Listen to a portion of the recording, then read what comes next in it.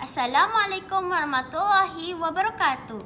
Nama saya Nur Saralin Syamina binti Muhammad Syahid dari Sekolah Kebangsaan Datuk Haji Abdul Kadir Hassan, Kuching, Sarawak. Saya akan mengulas tentang buku yang bertajuk Cabaran Menjadi Teruna, Dugaan Menjadi Dara, karya Ros Harisa dan Lili Haslina Nasir, terbitan PTS Milena Sendirian Berhad. Buku dengan bilangan muka surat sebanyak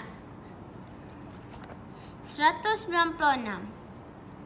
Muka surat ini mengisahkan tentang kehidupan remaja yang menghadapi pelbagai cabaran dan dugaan dalam suasana kampung yang berbeza dengan gaya hidup bandar.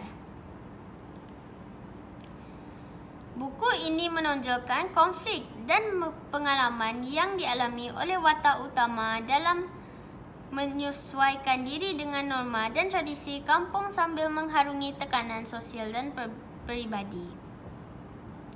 Dalam latar kampung yang sederhana dan penuh nilai tradisional, watak-watak menghadapi dilema dalam menjaga maruah dan harapan keluarga serta masyarakat. Kisah ini menggambarkan perbezaan ketara antara kehidupan kampung yang penuh dengan adat dan keakraban komuniti berbanding dengan kehidupan bandar yang lebih moden dan bebas. Melalui perjalanan watak utama, pembaca dapat melihat bagaimana mereka berusaha mengatasi halangan seperti tekanan rakan sebaya, perasaan cinta dan tanggungjawab keluarga.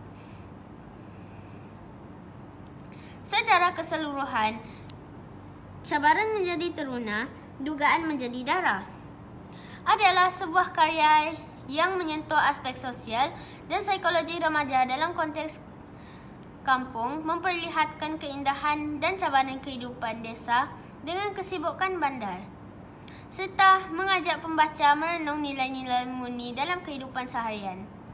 Buku ini sesuai dibaca oleh mereka yang ingin memahami dinamika kehidupan remaja dalam suasana tradisional dan perubahan zaman.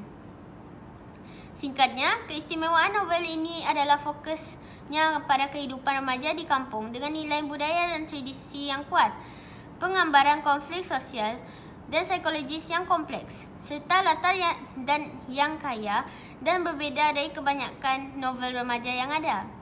Buku ini diilustrasikan dengan gambar-gambar yang menarik dan berwarna-warni. Itu sahaja pada perkongsian daripada saya. Selamat membaca semua.